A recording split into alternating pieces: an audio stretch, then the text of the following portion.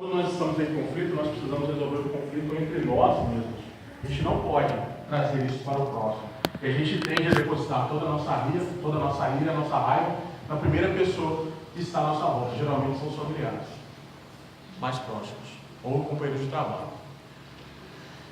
Ele estava concentrando esforços na punição e no corretivo dos discípulos do caminho, da igreja do caminho, né? Dos cristãos novos. Ele estava perseguindo. Depois que ele mata Estevão, ele estava perseguindo a todos da igreja primitiva. E essa perseguição entregar-se-ia de corpo e alma. Agora a gente vai ver, no texto regular do Paulo Estevão, como se dava a construção desses processos de dor, de ira e de raiva de Saulo. E aí, no livro traz o seguinte texto: localizavam-se ali perigosos elementos. Um velho chamado Ananias lá está perturbando a vida de quantos necessitam de paz nas sinagogas. Não é justo que o mais alto tribunal da raça se desinteresse das coletividades israelitas noutros setores. Isso é Saulo argumentando na sinagoga, tá, gente? Falando de Ananias. Proponho então estendermos o benefício desta campanha a outras cidades. Para este fim, ofereço todos os meus préstimos pessoais, sem ônus à causa que servimos. Bastar-me-á tão só o necessário documento de habilitação, a fim de acionar todos os recursos que me pareçam acertados, inclusive o da própria pena de morte, quando se julgue necessária e oportuna. Por que Saulo odiava tanto Ananias assim? Porque Ananias foi responsável pela conversão de Abigail, sua noiva. Então, ele se manteve oferecendo a sua ajuda para ir em outras cidades procurar caçar os cristãos que estavam em processo de construção de suas igrejas, com o aval da pena de morte, para caçar a todos eles e matá-los, através da situação, julgando ela oportuna ou não. E aí, elabora então um plano de perseguição aos cristãos, especialmente dirigido a Ananias, responsável direto pela conversão de Abigail. Posteriormente, apresenta esse plano ao Sinédrio, esclarecendo que, a despeito da paz reinante em Jerusalém, obtida pelo encarceramento dos principais líderes da igreja do caminho, o mesmo não acontecia na cidade de Jope e Cesareia, onde eram frequentes os distúrbios provocados pelos adeptos do Cristo. Então ele tinha muito ódio, muito rancor dessas pessoas. Ele acreditava que ele estava pacificando todos os locais e levando paz aos judeus.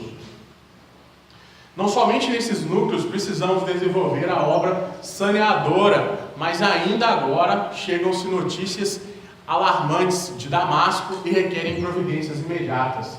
Em Damasco estava Ananias, então ele dirige para lá. Por isso que ele estava na estrada de Damasco. E aí a gente vai entrar em Saulo e as perseguições, né? E aí, todos aqueles itens vermelhos foram tirados dessa parte do texto de Paulo Estevão, tá, gente? Com a morte de Estevão, a vida do impetuoso doutor da lei sofre profunda e irreversível transformação. Alucinado por descobrir que Estevão é o mesmo Gesiel, irmão desaparecido de sua amada noiva, Abigail, vê desmoronar os seus sonhos matrimoniais. Então estava em conflito por conta dessas relações familiares que ele não imaginava que o seu maior inimigo dentro da construção do seu ideal religioso era o seu cunhado, irmão da sua querida esposa. Abigail, por outro lado, afastada de Saulo, se converte ao cristianismo, recebendo de Ananias as luzes sagradas da nova revelação. Então ele ficou chateado, ele não podia casar com ela porque ela é irmã do seu maior inimigo. E além disso, antes de morrer, ela se converte ao cristianismo, uma coisa extremamente ultrajante para Saulo naquele momento. Não muito tempo depois da sua conversão ao cristianismo, Abigail cai irremediavelmente doente, vindo a morrer nos braços de um Saulo enlouquecido de dor. Durante 3 dias, Saulo deixou-se ficar em companhia de amigos generosos, recordando a noiva inesquecível. Profundamente abatido, procurava remédio para as mágoas íntimas, na contemplação da paisagem que Abigail tanto amara. Acusava-se a si próprio de não haver chegado mais cedo para arrebatá-la à enfermidade dolorosa. Ele se sentia culpado. Pensamentos amargos o atormentavam. Tomado de um angustioso arrependimento, Afinal, com a rigidez das suas paixões, aniquilara todas as possibilidades de ventura. Com o rigorosismo de sua perseguição implacável, Estevão encontrara o suplício terrível, com o orgulho inflexível do coração, atirar a noiva ao antro e indevasável do túmulo. Ensandecido pela dor, o orgulhoso fariseu transferiu sua mágoa e revolta para Jesus e para os seus seguidores. Saulo de Tarso galvanizara o ódio pessoal ao Messias escarnecido, agora que se encontrava só. Buscaria concentrar esforços na punição e corretivo de quantos se encontrassem desviados da lei, julgando-se prejudicado pela difusão do Evangelho. Renovaria processos de perseguição infamante, sem outras esperanças, sem novas ideias, já que lhe faltavam os fundamentos para construir um lar. Entregar-se-ia de corpo e alma à defesa de Moisés, preservando a fé e a tranquilidade dos compatrícios. Então ele desiste dos seus sonhos e se dedica única e exclusivamente a matar os cristãos nascentes. E a gente para analisar uma questão simples de identidade. O que nos trouxe aqui hoje? Né? No caminho até aqui. O que nos trouxe?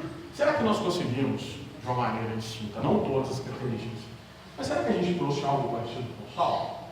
Né? As nossas dores, as nossas angústias, as nossas mágoas, as nossas iras. Será que a gente tem algo parecido com o Saulo no nosso caminho? O quanto de Saulo está guardado dentro de todos nós? Né? Tem uma questão para a gente pensar durante o dia, a tarde de hoje. Se nesse momento, hipoteticamente, você caísse da cadeira que você está sentado agora, em uma visão resplandecente de Jesus, qual seria a sua resposta para ele? Você está sentadinho aqui agora, prestando atenção, Jesus aparecesse aqui agora, qual seria a sua resposta? A gente tem que ter uma caracterização simplista, mas que muitas vezes a gente deixa passar batido.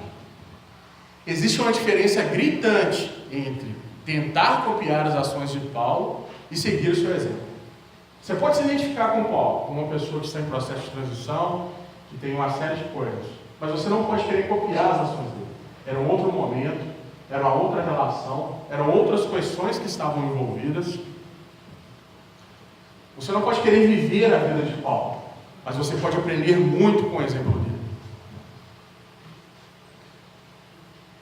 E aí, gente? Se a gente caísse agora, o que a gente falaria para Jesus? O que eu pensei foi isso aqui. Jesus responderia: por que foges de mim? Né? Por que os nossos caminhos nunca nos levam a Jesus?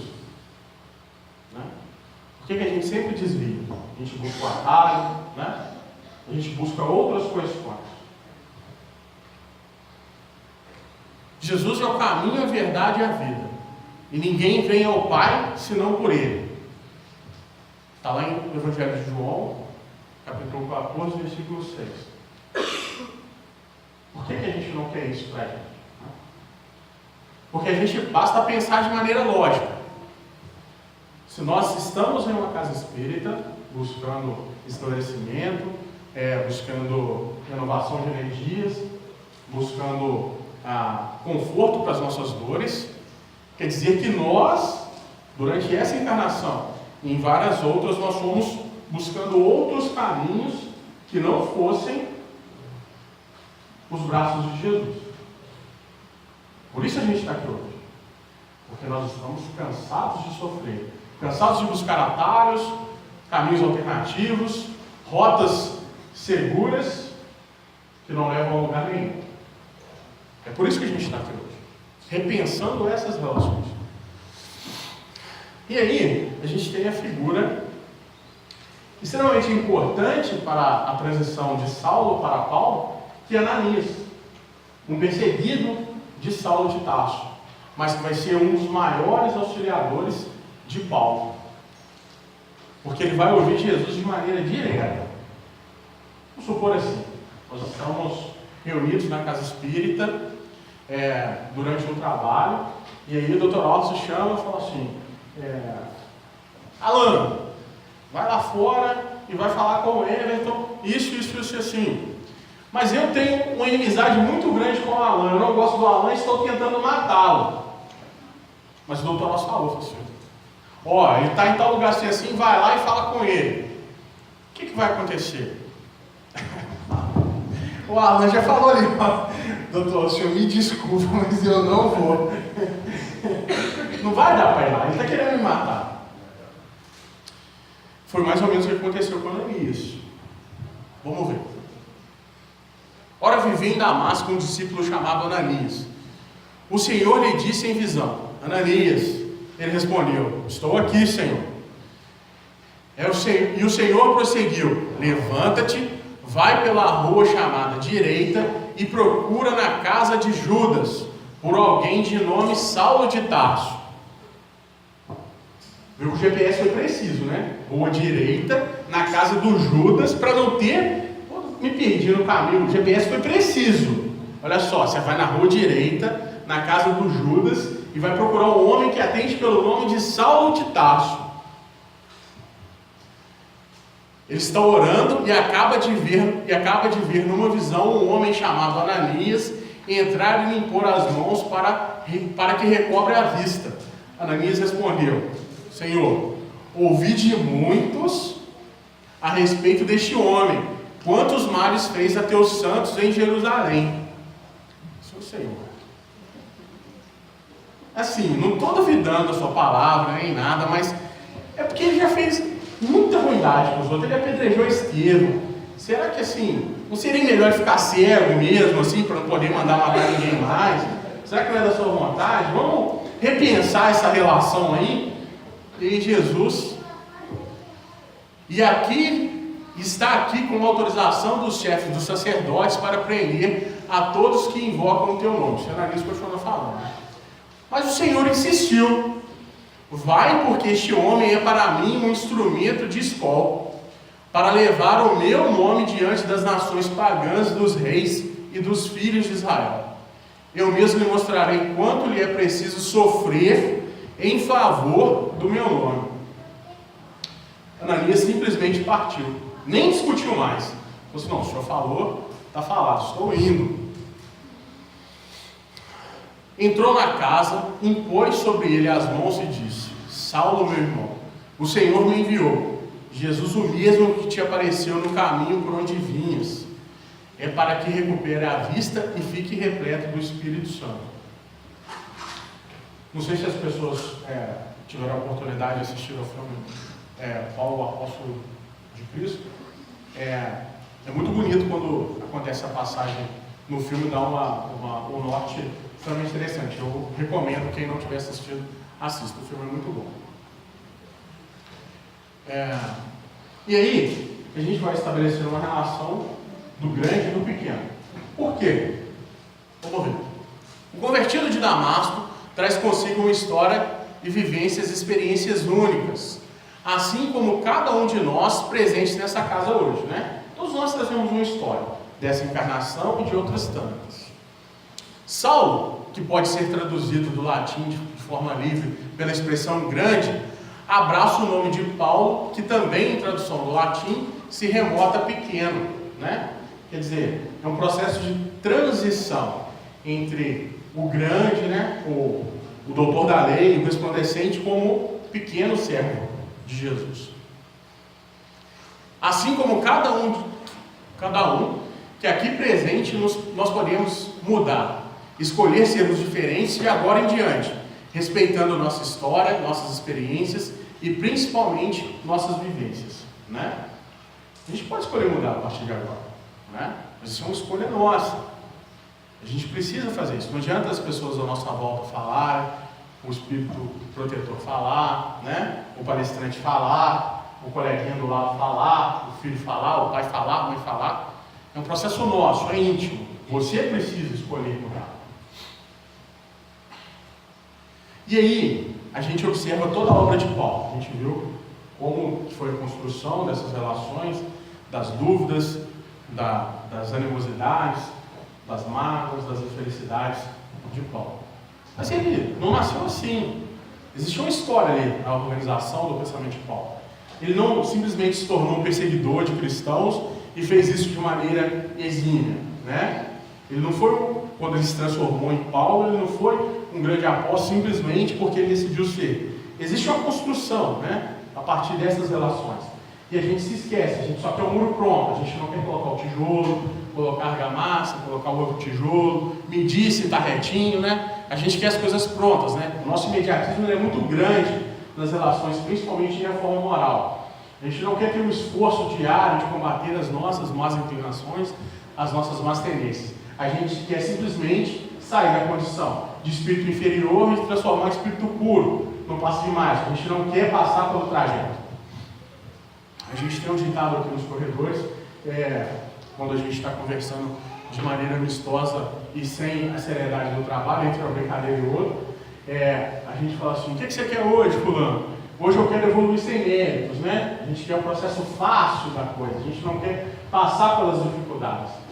Guardado as proporções dessas brincadeiras, é o que nós buscamos no nosso cotidiano, né? Nós não queremos ter um esforço para sair da condição de sofrimento, né? A gente quer simplesmente que o sofrimento desapareça das nossas vidas. E a gente se esquece que esse sofrimento foi construção nossa, né? E nós precisamos arcar com essas responsabilidades. Paulo é conhecido como o apóstolo dos gentios, em razão do devotamento e trabalho evangélico que realizou junto aos povos pagãos. Nasceu em Tarso, capital da Cilícia, no século I da nossa era, recebendo o nome hebraico de Saulo. Fazia parte de uma família judaica helenística, de gregos, tá, gente? Da tribo de Benjamim, cujos integrantes eram judeus da diáspora, né? Ele era, dentro da lógica judaica, ele era tipo da nobreza judaica, assim. Era uma pessoa bem abastada, tinha recursos, boa educação, boa cultura. Então ele tinha uma série de questões favoráveis a um bom sacerdote do templo, digamos assim. Na infância, aprendeu sobre a herança judaica na sinagoga local de Tarso. No entanto, obteve os estágios finais de sua educação religiosa em Jerusalém, sob a orientação do rabino Gamaliel, né, que era, dentro da lógica ali dos judeus, o mais sábio, né, a pessoa que estava mais em condição de oferecer uma educação de qualidade. Era também cidadão romano, por ter nascido numa província de Roma, a Cilícia. Era um distrito da Ásia Menor, situado próximo à Síria, pertencendo à província de Acaia, né? A gente pode falar: não, mas o que tem a ver o cara judeu com herança grega? E o que tem esse cidadão romano, né? A gente está em um processo histórico onde Roma é a capital do mundo, né? Tudo estava vinculado ao Império Romano. Tanto que uma das frases mais comuns que a gente ouve sobre ditados da antiguidade é que todos os caminhos levam a Roma, né? Roma era o centro do mundo antigo. Então era importante ter esse status de ser cidadão romano. E isso que salva a vida de Paulo uma vez durante uma das suas prisões. Atualmente a Cilícia pertence à Turquia. Pelo ocidente se liga à Europa através do Estreito de Bósforo, pelo oriente com o Irã e a Rússia, fazendo fronteira com o Iraque e a Síria, ao sul. A terra natal do apóstolo contava com cerca de 500 mil habitantes, quer dizer, era uma cidade muito grande para a antiguidade. Era do tamanho de Juiz de Fora para a antiguidade, quer dizer, era uma cidade muito grande, muito cosmopolita. Na época de seu nascimento, possuindo um bom porto e um centro comercial movimentado e importante. E aqui eu trouxe um mapa para a gente observar mais ou menos, está bem próximo ali dentro da lógica do mar Mediterrâneo, que era o local de maior navegação da antiguidade. Ali em cima está Capadócia, Antioquia, que hoje está próximo da Síria, Damasco está bem abaixo. Mais para baixo ainda fica a Palestina, Jerusalém e a Arábia, a Península Arábica, ali onde é que a gente chega nos problemas dos conflitos religiosos hoje. Só para a gente situar mais ou menos no mapa, no globo, onde é que a gente está, tá bem? E aí, a gente vai perceber que uma das características mais importantes de Saulo era o amor que ele tinha às leis, né? Ele é uma pessoa devotada disso, né? A gente pode falar que Saulo tinha uma série de problemas, como mágoas, rancores, mas ele era fiel à relação a qual ele estudava. Digamos que ele era coerente com o que ele pensava, de maneira ímpar. O jovem Saulo apresentava toda a vivacidade de um homem solteiro, bordejando os seus 30 anos, na fisionomia cheia de virilidade e máscula beleza. Os traços israelitas fixavam-se particularmente nos olhos profundos e percussientes, próprio dos temperamentos apaixonáveis e indomáveis, ricos de agudeza e resolução. Trajando a túnica do patriciato, falava de preferência o grego, a que se afeiçoara na cidade natal, ao convívio dos mestres bem amados, trabalhados pelas escolas de Atenas e Alexandria. E aí, Estevão, em contraparte, né? Aí a gente entra no primeiro conflito real de Saulo de Tarso, que é Estevão, teoricamente seu cunhado, vai falar sobre o amor que toca os corações, né? Enquanto Saulo tinha amor às leis, né, ele faz isso com dedicação, Estevão era um amor que transbordava as relações humanas, né? As suas pregações, elas inundavam a mansão do caminho, a casa de Simão Pedro, sobre essas relações de amor, da bondade de Deus e de como essas relações são importantes para o nosso desenvolvimento espiritual. Estevão foi um dos mais destacados cristãos nos primeiros tempos da edificação da igreja cristã. Um espírito cheio de graça e de poder que operava prodígios e grandes sinais entre o povo. Na casa do caminho, Estevão recebeu o amparo que necessitava, encontrando no apóstolo Pedro um verdadeiro amigo, que se lhe prestou esclarecimentos a respeito de Jesus e da sua iluminada mensagem de amor, né? Então, Estevão, quando teve contato com os primeiros escritos sobre o cristianismo, logo se identificou. Ele percebeu que aquilo era o que daria sentido à sua existência dali em diante e começou a professar sua fé de maneira única e exclusiva. A partir desse momento, Estevão absorveu-se no estudo dos ensinos do Cristo, participando da difusão da mensagem da Boa Nova na modesta moradia da Casa do Caminho, cujos serviços de alimentação, enfermagem e de semeadura da palavra divina cresciam celeremente, de maneira rápida, né?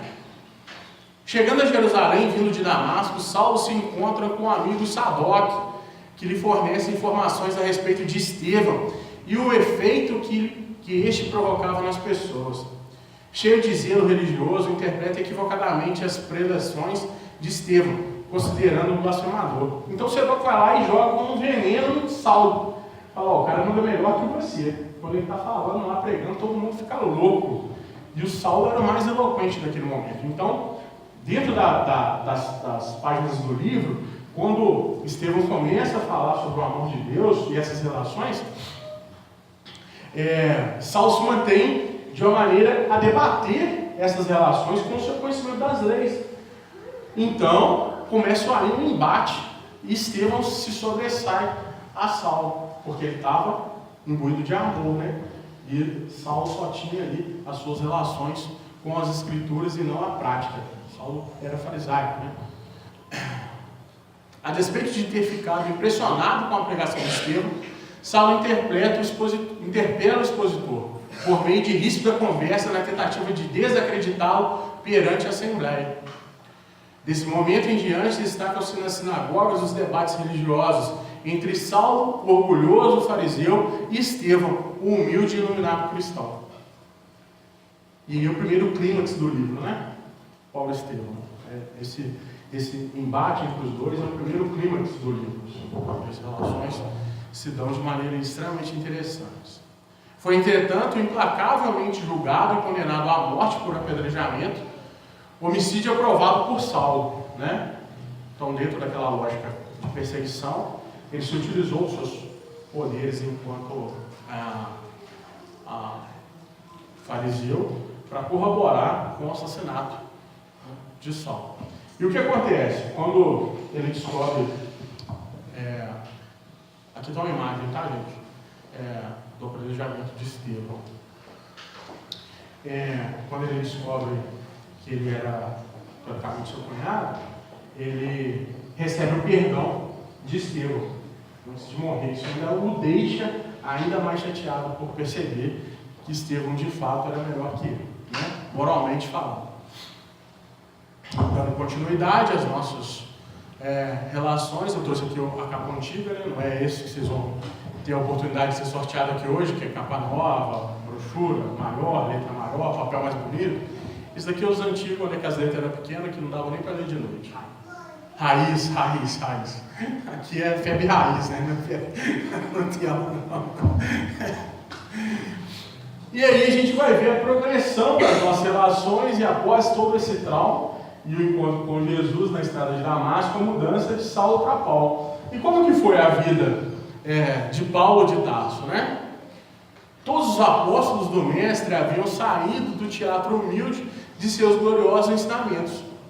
Mas se esses pescadores valorosos eram elevados espíritos em missão, precisavam considerar que eles estavam muito longe da situação da espiritualidade do Mestre, sofrendo as influências do meio a que foram conduzidos, né? E aí que está a importância de Paulo para a pregação. De modo geral, começou a sofrer a influência do judaísmo, e quase todos os núcleos organizados na doutrina pretenderam guardar feição aristocrática em face das novas igrejas e associações, que se fundavam nos mais diversos pontos do mundo, né? A gente tende a achar essa caracterização da burocracia quando existem privilégios, quando existem relações diferentes, né? Do senso comum, da percepção cristã de que todos são iguais, né? A base da lógica cristã é que nós somos irmãos não consanguíneos, né? Irmãos espirituais. Portanto, indistinto da condição que você está socialmente imputado, você é irmão de uma pessoa que pode estar em condição inferior naquele momento, né? Então, essas relações de igualdade, de todos são iguais perante o Pai, elas vêm com o cristianismo. E a burocracia tenta minar essas relações, hierarquizando a percepção, deixando alguns imaginarem que são mais próximos de Deus e outros mais distantes, né? Que uns têm alma e outros não. Todas essas questões que tentam diversificar a relação de igualdade entre os homens, faz com que nós esqueçamos a nossa origem espiritual e nos enxerguemos de forma diferente do que nós deveríamos nos ver. Então a gente precisa estar muito atento a essas relações. É então que Jesus resolve chamar o espírito luminoso e enérgico de Paulo de Tarso ao exercício de seu ministério. Essa deliberação foi um acontecimento dos mais significativos da história do cristianismo, né? Quando Jesus convida e fala a relação do vaso escolhido, ele precisava de uma pessoa com esclarecimento muito grande, que falasse grego, que tivesse cidadania romana, para poder transitar em todos os pagãos explicando a boa nova. Então tinha um processo, um porquê de Paulo ter tido todas aquelas diferenciações entre o ramo de pescadores que estavam, os primeiros apóstolos que estavam junto com Jesus, como exemplo de Pedro e outros, né? As ações e as epístolas de Paulo tornaram-se poderoso elemento de universalização da nova doutrina. De cidade em cidade, de igreja em igreja, o convertido de Damasco, com o seu nome, com o seu enorme prestígio, fala do Mestre, inflamando os corações. Essa é uma característica muito marcante de Paulo também, tá, gente? A pregação dele, ele envolvia as pessoas de uma forma que as pessoas se sentiam realmente tocadas. E aí a gente vai chegar num movimento que muitas vezes a gente não quer perceber, né? Que é o deserto, né? Durante a caminhada haverão desertos. A gente só quer ficar no oásis. Concluindo o seu período em Damasco, em que recebeu o auxílio de Ananias e conheceu a mensagem de Jesus, Paulo parte para o deserto vivendo no oásis de Palmira, como humilde tecelão de tendas. Nessa localidade, prossegue no seu aprendizado, tendo a oportunidade de vir a conhecer o idoso Ezequias, irmão de Gamaliel, cristão valoroso, assim como o casal Prisca e Áquila, judeus também convertidos ao cristianismo. São figuras também que são apresentadas nesse filme que eu falei com vocês, né? Então aí a gente pode observar também a relação que a gente tem com a missão e o trabalho, né? A gente pensa em remuneração como trabalho, mas ele se torna um humilde tecelão, né? Ele não deixa de executar algo com as suas mãos. Ele continua trabalhando também para garantir o seu sustento. E aí a gente vai estabelecer uma relação de Saulo e Paulo, de perseguidor a perseguido, né? Em que movimento ele deixou de perseguir os cristãos novos e começou a ser perseguido? Retornando a Jerusalém após o estágio no deserto, os cristãos fugiam dele, temerosos.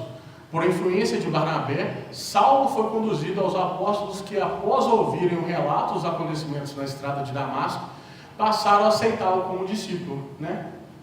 Em um determinado momento, Barnabé foi o único que deu o braço a torcer e falou assim: não, o cara falou que aconteceu, Saulo falou que aconteceu uma situação com ele na estrada de Damasco, e ele está aqui para conversar com a gente. Não, esse cara vai matar todo mundo, isso é pegadinho. Isso, Barnabé, você está ficando doido? O cara matou Estevão, fez um monte de coisa. Como assim? Não, gente. Vamos perdoar o cara, vamos deixar ele cometer um erro, como todo mundo aqui já cometeu. Vamos ouvir o que ele tem a dizer, o benefício da dúvida, o amor, perdão, tudo aquilo que o mestre ensinou. Vocês vão rasgar e vai começar a fazer outra coisa a partir de agora? Como é que vai ser essa relação? Porque muitas vezes a gente fala sobre o cristianismo até a página 2, né? Quando começa a ir na parte que aperta o calo da gente, onde é que a gente sai, tem que sair da zona do conforto para se relacionar, para se manter em condição, a gente fala: não, isso daí já... Uma evolução não dá para isso ainda não, né? A gente já começa a estabelecer uma outra relação, uma série de justificativas para não participar de determinada prova ou coerência da doutrina cristã. A notícia dessa pregação, porém, se espalhou chegando aos ouvidos de Barnabé, que se encontrava em Jerusalém. Entusiasmado, este apóstolo partiu para Tarso em busca de Paulo, e durante 1 ano pregaram juntos o evangelho na igreja recém-criada de Antioquia, para judeus e gentios. Isso é extremamente importante, tá, gente? Para judeus e gentios. A redenção e o trabalho no bem, que é o que a gente está aqui hoje para dialogar um pouco também, né? A missão de Paulo não foi fácil. Sofreu toda sorte de atribulações. No entanto, a partir da sua conversão na estrada de Damasco, por volta do ano de 36 da nossa era, ele vai consagrar toda a sua vida ao serviço de Cristo, que o conquistou. Depois de uma temporada na Arábia e do regresso a Damasco, onde ele já prega, sobe a Jerusalém pelo ano de 39, de onde é reconduzido a Antioquia por Barnabé, com o qual ensina. A missão de Paulo pode ser resumida em 3 palavras. Vamos guardar isso, tá? É extremamente importante esse tripé aqui. Fé, esperança e caridade. Agora, portanto, permanece a fé, esperança e a caridade. Essas 3 coisas, a maior delas, porém, é a caridade. E a gente vai dialogar um pouco sobre a lógica de Paulo e a fé. A fé é uma posse antecipada do que se espera, um meio de se demonstrar as realidades que não se vê. E para demonstrá-lo, discorreu longamente sobre todas as coisas maravilhosas que os hebreus haviam aceitado no passado pelo puro e singular testemunho da fé. Ancorava-se a fé na retidão do homem, pois o justo vive pela sua fé, sustentando-se nela, confiante nela, não contudo uma fé passiva, de braços cruzados, nem uma fé apoiada simplesmente nos velhos preceitos da lei de Moisés. A fé precisa ser ativa, construtiva, fraterna, atuante, fortalecida na esperança e dinamizada na caridade. Não é simplesmente fé de braços cruzados ou uma fé morta. Ela precisa estar baseada numa coisa construtiva, fraterna, fortalecida na esperança e dinamizada na caridade. E aí a gente vai ver um pouco sobre a esperança. A esperança em Paulo está intimamente ligada à fé. É um tripé, né, gente? Que, por sua vez, vem do testemunho daqueles que viram e falaram com um ser oficialmente morto, né? A ressurreição do Cristo é o seu argumento decisivo em relação à esperança. Na estrada de Damasco, ele viu o Cristo vivo e recoberto de luz, depois de estar oficialmente morto há vários anos. Desta forma, para Paulo, a descoberta mais retumbante foi que o ser não morre para sempre, que existia a grandeza da imortalidade, a existência de outro corpo leve e luminoso, que permite a sobrevivência do espírito. de que há um reino de glórias e alegrias à véspera de cada um de nós, de que é preciso aceitar a leve tribulação do momento que se passa, como ele afirmava, em troca de um enorme caudal de glória eterna. Né? É perceber que todas as dificuldades que nós passamos em um processo de construção de nós mesmos vai nos promover a um processo de evolução espiritual extremamente positivo para nós enquanto seres eternos que somos. Hoje em dia isso é um pouco batido para quem tem uma percepção sobre reencarnação e da imortalidade da alma, mas esse movimento aqui, lá no princípio do século I, é extremamente revolucionário e renovador para quem não tinha nenhuma explicação coerente para onde ia a alma e o que acontecia depois da morte. E por fim, mas não menos importante, como ele mesmo disse, a mais importante, a caridade. E ele traz um texto, vai falar o seguinte: meus filhos, na máxima, fora da caridade não há salvação, estão encerrados os destinos dos homens, na terra e no céu. Na terra, porque à sombra desses estandartes, eles viverão em paz. No céu, porque os que houverem praticado acharão graças diante do Senhor. Essa divisa é o facho celeste, a luminosa coluna que guia o homem no deserto da vida, encaminhando-o para a terra da promissão. Ela brilha no céu, como uma auréola santa, na fronte dos eleitos, e na terra se acha gravada no coração daqueles a quem Jesus dirá: passai à direita, benditos de meu Pai. Reconhecer-los-eis pelo perfume de caridade que espalha em torno de si. Nada exprime com mais exatidão o pensamento de Jesus. Nada resume tão bem os deveres do homem como essa máxima na ordem divina. Não poderei o Espiritismo provar melhor a sua origem do que apresentando-a como regra, por isso que é reflexo do mais puro cristianismo. Levando-a por guia, nunca o homem se transviará. Dedicai-vos assim, meus amigos, a prescutar-lhe o sentido profundo e as consequências, a descobrir-lhe por vós mesmos todas as aplicações da caridade. Submetei todas as vossas ações ao governo da caridade, e a consciência vos responderá. Não só ela evitará que pratiqueis o mal, como também fará que pratiqueis o bem, porquanto uma virtude negativa não basta, é necessária uma virtude ativa. Para fazer-se o bem, mister sempre se torna a ação da vontade. Para se não praticar o mal, basta a mais das vezes a inércia e a despreocupação. Meus amigos, agradecei a Deus o haver permitido que pudesseis gozar à luz do Espiritismo. Não é que somente os que a possuem hajam de ser salvos, é que ajudando-vos a compreender os ensinamentos do Cristo, ela vos fazem melhores cristãos. Esforçai-vos, pois, para que os vossos irmãos, observando-vos, sejam induzidos a reconhecer que o verdadeiro espírita e verdadeiro cristão são uma só e a mesma coisa, dando que todos quanto praticam a caridade são discípulos de Jesus, sem embargo da seita a que pertencem. Paulo, o apóstolo, Paris, 1860. Então, se nós conduzirmos as nossas relações cotidianas a partir da caridade, nós vamos ter a condição de não só inibir as nossas virtudes más, as nossas virtudes ainda em construção, mas fazer o bem, a gente vai estar dando um passo ainda mais, se nós conduzirmos as nossas existências por esse viés.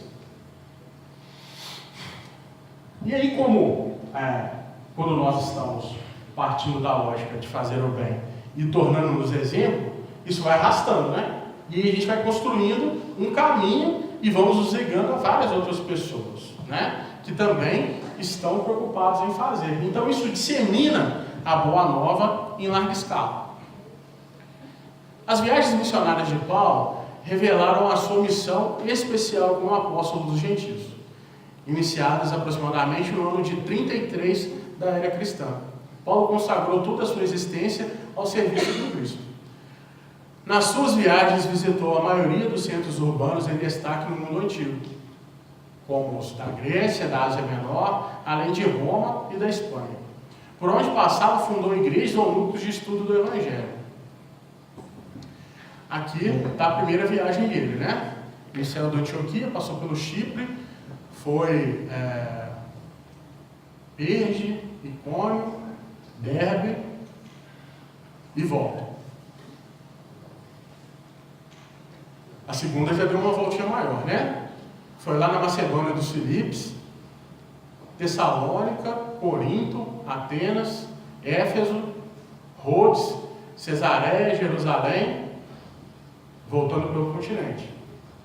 E aí o avião estava sempre abastecido, né, gente? Tinha sempre piloto esperando para ele fazer isso, né? Só que era tudo a pé, né, gente? Ele passava por todos esses lugares, e onde é que tinha água ele ia de barco, né? Mas a parte de pregação era construção no caminhar.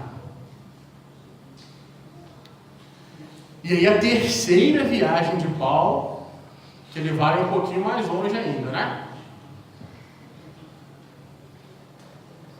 E aí a quarta e última, de onde ele não retorna mais, que é a de Roma, onde ele é executado.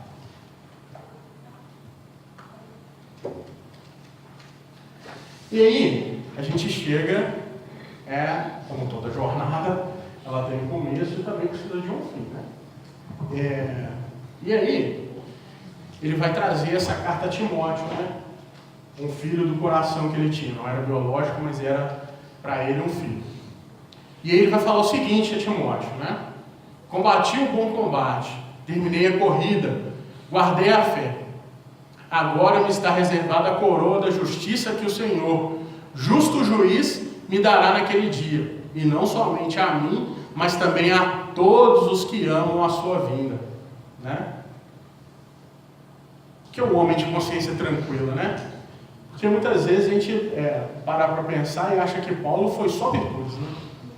Um cara que discutiu com os primeiros apóstolos sobre a relação com os gentios e os judeus, né? Ele rompeu com essa relação, que só podia falar de Jesus para os judeus. Ele falou assim, não, vou falar para todo mundo e pronto, acabou. Discutiu uma série de relações das práticas, né? Judias no cotidiano. Falou que aboliu uma série de relações, que o importante era guardar aquele tripé da fé, esperança e a caridade, que isso que garantia o homem, não práticas externas, né? Mas ele teve uma série de questões que não foram deixadas de lado, né? No filme sempre mostra essa relação dos pesadelos de Paulo, né? Das pessoas que ele executou, o próprio Estevão no sonho, e ele não conseguia compreender aquelas relações, né? Porque ele sempre sonhava, mas ele sabia que o caminho do bem era a sua redenção.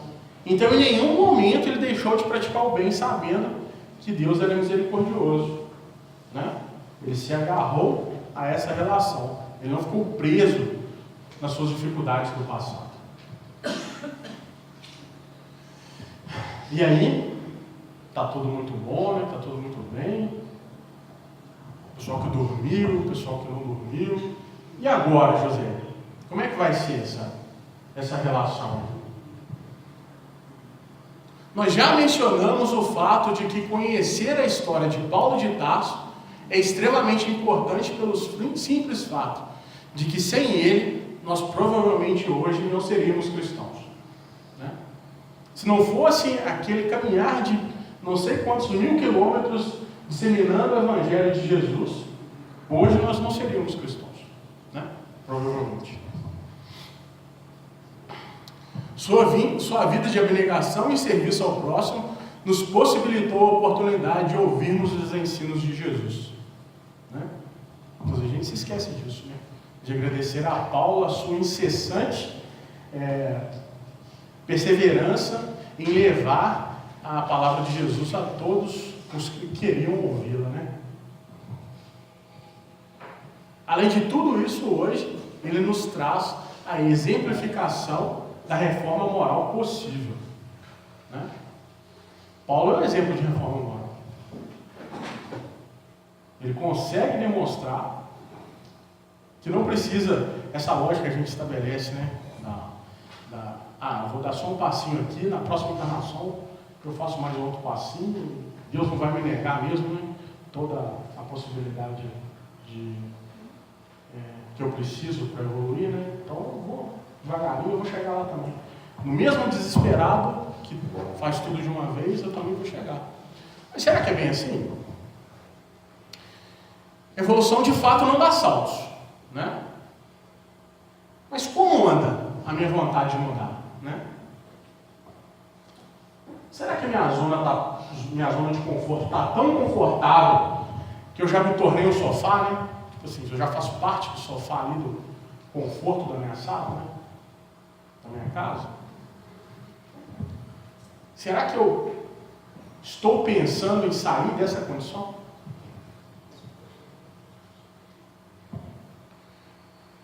Muitas vezes, justificando na própria doutrina, nós repousamos nas zonas de conforto cotidianas, sejam elas no seio familiar, no trabalho ou na própria casa espírita, né?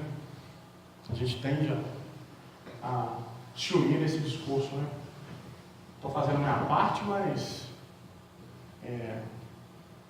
eu podia fazer um pouquinho mais, mas os outros vão começar a falar que eu estou querendo aparecer na casa espírita, né? Que eu vou respeitar a dificuldade do outro, né? Eu não vou fazer mais do que eu estou fazendo aqui, não. Eu vou só fazer o que 90% faz. O plus aqui a mais que eu posso fazer, eu vou deixar para ninguém achar que eu estou querendo aparecer. É bem mais fácil ficar na piscina do que enfrentar o deserto, né, gente? Se água, não vai ter água, não vai ter comida, de noite vai fazer frio, de dia vai fazer calor, né? A gente começa a hipotetizar várias coisas, várias situações, para a gente ficar dentro da piscina, né? A gente começa a sofrer por antecedência para se manter onde está. Que é confortável, tranquilo, eu já conheço aqui todos os problemas aqui, ó, já está tudo de boa. Também é cômodo ver a dor do outro e julgá-lo como um incapaz de enfrentar as suas próprias dificuldades, não tendo caridade moral, né? Tá dando... A gente ainda usa termos comuns dentro da doutrina, né? Cada um tem a cruz que merece, né? A gente começa a justificar uma certa relação. Quando a gente poderia somente ficar em silêncio e fazer oração para aquele irmão que está passando uma dificuldade, a gente quer escarnecer, né? A gente quer manter as relações um tanto quanto mais difíceis. E é muito fácil vir à casa espírita e depositar toda a responsabilidade da sua melhora íntima aos benfeitores desse lar de amor e de caridade, né? Ah, não, eles vão dar um jeito lá. Já entreguei minha vida na mão dos mentores já. Isso aí é o problema deles agora. Eu vou lá, faço o meu e o resto está na mão de Deus. É aquela fé de braço cruzado que Paulo fala lá no princípio do século I, né? O apóstolo do Cristo nos prova o contrário, né? Que a fé ativa, participativa, caritativa, é ela que faz a diferença, né? É aí onde o outro está debilitado, né? E aí, retomando o tripé, né, de Paulo. Fé, esperança e caridade. E aí, a gente precisa pensar na reforma moral possível, né? Lá no começo da nossa conversa, eu falei sobre psicografar 400 livros, ter uma obra tão grande quanto a Madre Teresa teve. Mas se a gente para pensar no que é possível para mim, né? A gente pensa no que é possível para o outro. Mas eu penso no que é possível para mim. O que eu posso fazer de concreto para auxiliar as pessoas à minha volta? Dentro da minha família, dentro do meu trabalho, dentro do meu grupo espírita. O que é possível que eu faço? Um autoexame coerente, tendo dimensão real da minha condição intelecto e moral para auxiliar aqueles que estão à minha volta. E aí, a gente vai ter uma relação muito conflituosa de autoconhecimento e vaidade. Porque a nossa vaidade nos impulsiona a evolutivamente estar onde? Bem além do que a gente está. E aí o autoconhecimento real nos chama para onde? Ó, Você não está aí no terceiro degrau, onde é que você está achando que você está, não. Você está aqui no primeiro igual todo mundo. Está todo mundo no mesmo barco. Não adianta você achar que você é mais especial que o outro, não, porque não é não. O processo de igualdade, ó, ele é fluídico. Você reverbera na mesma onda que os outros. Não quer dizer que você está em missão, não. Quem está em missão precisa de médios para interagir com nós que estamos na mesma faixa, né? Na mesma vibração, né? Vamos tentar ser mais lógicos, né? Pensar as nossas relações de forma igualitária, né? E não ficar projetando uma relação de evolução que ainda não existe, né? E qual é o trabalho no bem que me é possível? Eu posso passar o dia inteiro no Jean, não vou ter conflito em casa? Eu posso passar a semana inteira no Jean, que eu não vou ter problema em casa, não vou ter problema no trabalho? Isso é possível de ser feito? Ah, é? Pô, que bom. O Jean agradece suas energias, suas doações, o seu empenho, né? O grupo agradece. Mas se você não pode, para que você vai ficar gerando desentendimentos e desamor em relações que são básicas, né? É compreender de forma real o que você pode fazer no trabalho. Ah, eu não posso trabalhar no BNG, eu posso distribuir alimentos uma vez por mês numa ronda da madrugada. Que ótimo, excelente, se é isso que você pode fazer, faça. As pessoas estão com fome, elas precisam comer. Se é isso que está dentro da sua possibilidade de fazer, então faça. Mas não coloque em comparação o seu trabalho com uma pessoa que está do seu lado. Isso é injusto. São vivências diferentes, são experiências diferentes, são relações diferentes, são histórias diferentes. Você só está competindo consigo mesmo, com mais ninguém. É um homem bom com um homem bom. Nós vamos estabelecer essa relação na jornada. O nosso fim é esse. É sermos espíritos evoluídos. A gente só precisa regularizar a nossa relação com o livre-arbítrio. A gente está usando de maneira indevida ainda o nosso livre-arbítrio. As nossas escolhas ainda não estão coerentes com as leis universais que estão esculpidas na nossa consciência. A gente só precisa rever essas relações. Como assim? Algumas pessoas vivem diretamente ligadas ao passado. Eu sou uma delas, né? Eu sou extremamente saudosista. Outras conseguem perceber que o futuro está aqui, né? Nossa condição de percepção, né? Se eu der alguns passos, eu vou sair do Jean, né? Mas eu ainda não estou lá, eu estou aqui. Mas eu tenho essa condição de perceber o futuro como um desencadear de ações diretas. Mas ele ainda assim está nas mãos de Deus. Ele tem que estar depositado lá. Vontade de Deus, não é a minha. Né? Isso gera ansiedade, né? Uma das séries dos distúrbios que as pessoas vêm tratar aqui durante os sábados. Né? Pessoas extremamente ansiosas, né?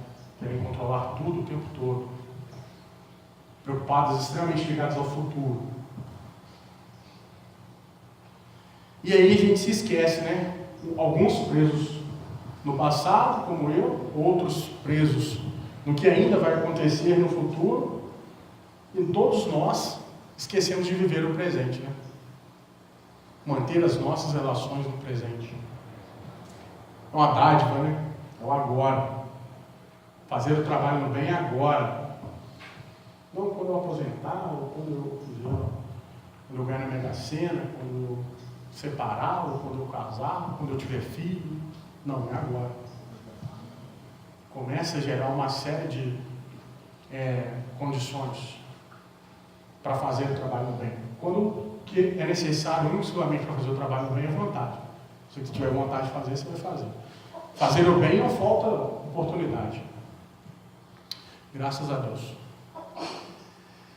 Se nossas estradas de Damasco nos trouxeram até esse penial, né? Até esse cenário aqui,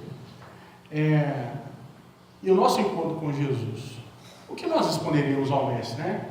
Se a gente tivesse a oportunidade de encontrar hoje com ele, assim, de posse dessas informações sobre fé, esperança e caridade, né? Vendo a história de Paulo, como que a gente se reportaria a Jesus hoje, né? fica o pensamento para a gente organizar.